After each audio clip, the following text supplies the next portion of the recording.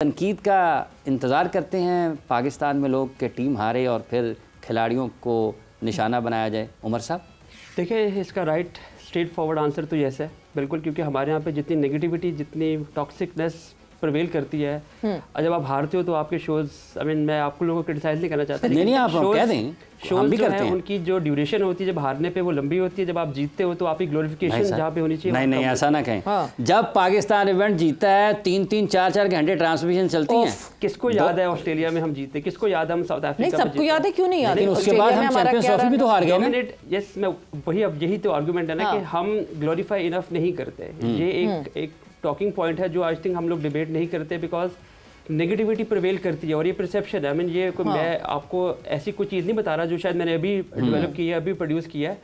ये डिस्कवर हुआ हुआ है, ये एक पैटर्न, सेट पैटर्न बना हुआ है कि हमारी नेगेटिविटी सोशल मीडिया पे कह लें, टीवी चैनल्स पे शायद थोड़ा फिल्टर आउट हो, लेकिन आजकल टीवी चैनल्स के ऊपर भी सीम्स लाइक यूट्यूबर वाला कॉन्सेप्ट बनता जा रहा है। लैंग्वेज, प्लेयर को क्रिटिसाइज करना, ये एक बड़ा आम फहम सी बात बन गई। यस, आप क्रिटिसाइज करें, लेकिन आई थिंक इनफ ग्लोरिफिकेशन नहीं मिलती हमारे प्लेयर्स को जब वो अच्छा करते हैं। अच्छा उमर, यही मैं एक और ये हारिस रऊफ ने भी ये आई थिंक कल भी बात बोली है, और ये सेंटीमेंट प्लेयर्स के जहनों में है, और क्योंकि वो फील करते हैं, बिकॉज रिसीविंग एंड पे प्लेयर्स हैं, वो जो फील करते हैं, अगर उसने एक्सप्रेस कर ही दिया है हारिस रऊफ ने कल कि यार हम ये फील करते हैं कि ये होता है, विच मीन कि वो कहीं ना कहीं प्रेशर में फील कर रहे होते हैं। हम लोगों ने, अब हम टीवी चैनल्स ने, यूट्यूबर्स ने, फैंस, चले फैंस तो एक न्यूट्रल, जाहिर है वो लोग जज्बाती हैं, लेकिन वो लोग जो टीवी स्क्रीन पे बैठे होते हैं, वो लोग जिनके ऊपर एडिटोरियल पॉलिसी लगती है, जिनका काम है एक इन्फ्लुएंस डालना लोगों की सोच के ऊपर, वहाँ पे आई थिंक कहीं ना कहीं होते हैं। हम लोग भी कहीं ना कहीं थोड़ा सा ओवरडू कर देते हैं, जिसकी वजह से हमें लगता है कि हम प्लेयर को अंडरमाइन करते जा रहे हैं। अगर हम अंडरमाइन करते जाएंगे तो हम प्लेयरों को फिर उठने का मौका भी नहीं देते। ये भी सबसे बड़ा प्रॉब्लम है कि अगर आप, यस आपने चैंपियंस ट्रॉफी का जिक्र किया, टॉक अबाउट इट, बिल्कुल हम बुरा खेले, हमने अच्छा नहीं किया, हमें अच्छा करना चाहिए था, बट अगेन अगर आप सबको ख़त्म कर देंगे तो आपने शुरू भी तो करना है ना। आपको एक स्टेप पीछे रहना होता है ताकि आपको रूम देना होता है अगले बंदे को। ये वही प्लेयर है जिन्होंने पास में करके दिया है, एकदम तो नहीं चेंज हो सकता ना चीज़ें। तो आई थिंक थोड़ा सा अनफेयर होता है, थोड़ा कह रहा हूँ, ज़्यादा नहीं कह रहा, थोड़ा कह रहा हूँ। उसकी वजह यह कि आपको थोड़ा सा रूम देना चाहिए प्लेयर्स को एक्सेल करने का। यस, बैड और गुड डेज आते हैं, हमारे बैड डेज फ्लक्चुएट होते हैं, लेकिन हमारे गुड डेज उस तरह ग्लोरीफाई नहीं होते। हमारे बैड डेज बहुत ज़्यादा होते हैं।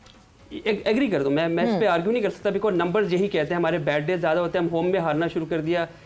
जब किसी कंट्री में होम सीरीज होती है तो उनमें उनकी जीतने की शरह मोर देन 70-80% होती है। हमारे यहाँ पे वो शरह एकदम से नीचे जाना शुरू हो गई। यस, एग्रीबल, लेकिन इसको आप ये कहना कि प्लेयर सिर्फ जिम्मेदार हैं, ये एक पूरा सिस्टम है। आप ये नहीं कह सकते कि आप एक पूरे सिस्टम में से एक मेजर चंक जो है वो आप उसको साइड पे कर दें, और एक एलिमेंट जो प्लेयर आपको नजर आते हैं स्क्रीन पे, आप उनको उठा के आप सिंगल आउट करके करना है। ये एक ट्रिकल डाउन इफेक्ट होता है, ऊपर से लेके नीचे तक इफेक्ट कर रहा होता है। आपके ऑफिस के एनवायरनमेंट की बात करें, हम एज अ जर्नलिस्ट जब हम काम करते हैं तो ये इफेक्ट करता है। अगर आपके टॉप से चीज़ें आना, जैसे हम प्लेइंग में बात करते हैं, टॉप ऑर्डर अगर कुछ नहीं करता, नीचे आकर इफेक्ट होता है, तो आई थिंक कहीं ना कहीं ये इफेक्ट हर तरह जो ऑफ द फील्ड चीज़ें हो रही थी वो कहीं ना कहीं इफेक्ट कर रही होती हैं, क्योंकि कंसिस्टेंसी जो है it comes from the office. अगर आप एक ऑफिस में आपके डिसीजन मेकिंग में अगर वो पुख्तगी नहीं होगी, कंसिस्टेंसी नहीं होगी, अगर आप चेंजेस करते रहेंगे तो ये इसको ना इफेक्ट द टीम, क्योंकि वो टीम को चांस है, अलग से तो आपने पिक नहीं किया ना, वो भी उस सिस्टम का पार्ट है। तो ये एक सिर्फ ग्राउंड में खेलते हुए प्लेयर जिम्मेदार नहीं होते, उनके साथ जुड़े हुए फैसले, उनके साथ जुड़े हुए डिसीजन मेकिंग हो रही होती है, सारा का सारा पार्ट प्ले करती है जो हमें टीवी पे नजर आ रहा होता है। बट वो भी जिम्मेदार होते हैं, right? The part of the problem, not ratio भी कम डिवाइड नहीं कर सकते, रेशो इक्वल है। आप इसको ये नहीं कह सकते कि ज्यादा कसूर प्लेयर्स का है और कम कसूर मैनेजमेंट का है, दिस इज इक्वल। अकील साहब, मुझे ऐसा लगता है कि अब जो रिसेंट टाइम में जो हमारे प्लेयर्स हैं वो ज़्यादा सेल्फ पिटी के सिंड्रोम में गुजरते हैं। उनको बड़ा होता है कि कोई हेल्दी क्रिटिसिज्म भी कर रहा है बेहतरी के लिए, तो उनको लगता है नहीं जी, मीडिया तो सिर्फ क्रिटिसाइज करने के लिए, मीडिया हमें सिर्फ क्रिटिसाइज करता है। हम थोड़ा सा पास में जाते हैं, we have seen players and media being hand in hand, साथ, और वो पार्टनरशिप बहुत अच्छी होती है जब साथ चलते हैं। उमर ने ग्लोरिफिकेशन की बात की, मगर एट पॉइंट्स मुझे तो ऐसा लगता है कि हमने ओवर ग्लोरीफाई कर दिया अपने प्लेयर्स को, जिसकी वजह से वो एक बबल में रहे।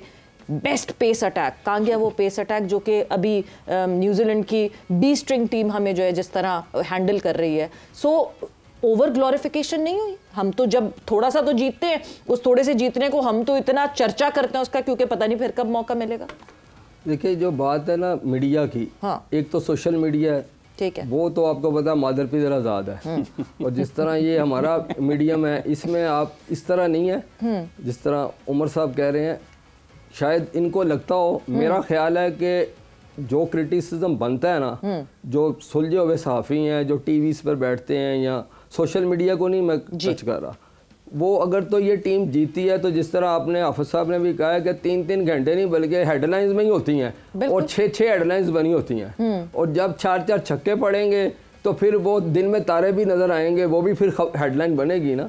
तो ऐसा नहीं है, मेरा ख्याल है जो टीवी मीडियम है ना उसमें इस तरह की नहीं है।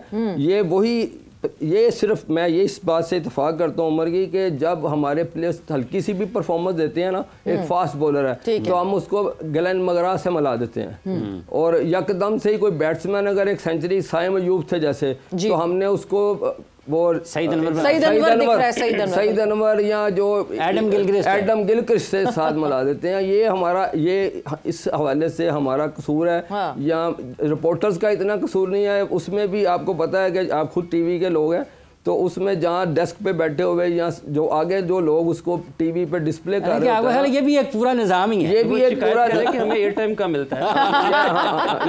ये फैक्ट है कि हम ये इस तरह नहीं है कि आप बिल्कुल ही यकतरफा ट्रैफिक है। अगर हारिस रऊफ जिस तरह उसकी स्पीड है, उसको स्पीड स्टार कहा जाता है, तो उसको इसी मीडिया ने यहाँ तक पहुंचाया। शहनशाह अफरीदी अगर हैं तो आज वो उसके अंदर लाहौर कलंदर्स का भी रोल है, फिर वो पाकिस्तान के लिए खेले, और मीडिया ने भी उसको जब वो परफॉर्मेंस देते हैं, जब वो रोहित शर्मा को आउट करते हैं यॉर्कर डालकर, तो वो भी हेडलाइन ही बनती है कि रोहित शर्मा की उन्होंने किलियां उड़ा दी। तो ये इस तरह नहीं है बिल्कुल। आप ये जब परफॉर्मेंस नहीं देते तो वो जब हार आती है ना, तो वो एक मिसाल नहीं है कि जैसे हार एक यतीम बच्चे की मानद होती है और जीत के 1000 बाप है। अब जीतेंगे तो यही खिलाड़ी जो है ना वो हीरो हो जाएंगे, बल्कि वो आप कहेंगे कि पता नहीं कहाँ उनको मिला देंगे।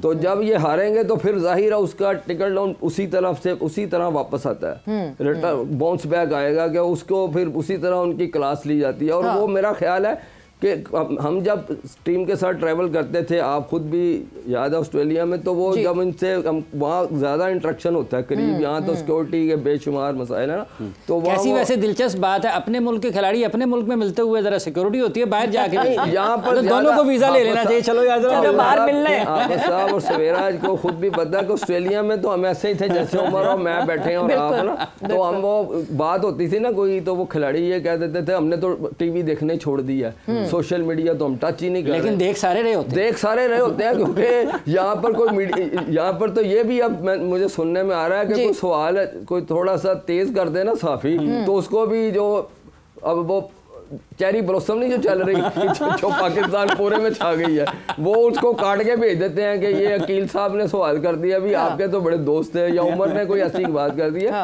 ये एक अजीब सा एक सिस्टम बन गया जो सहाफत में नहीं होता था कभी। उमर बट ये